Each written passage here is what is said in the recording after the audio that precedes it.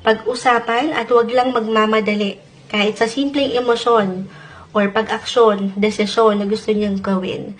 Iproseso ng mabuti sa inyong isipan if ever, especially mag-apply itong tension or even conflict kasi may pag-angat ng challenge at pagiging competitive ng ilan sa inyo bago pa man matapos ang taong ito na napakaganda. Magandang quality na pwedeng umangat as a Leo. Andyan yung pagpupush, work kong work, grind kong grind, pero panatilihin nyo lang, syempre pa yung balance, nang hindi kayo nasusobrahan o nakukulangan. At kung mag-apply man yung tensyon na ito, ay someone na mahal sa buhay, or ito, sa work, pinapahalagahan. Kumbaga, this is someone na malapit naman sa'yo. Then, pag-uusapan ito. Para mapaangat nyo, hindi yung tensyon, pero yung motivation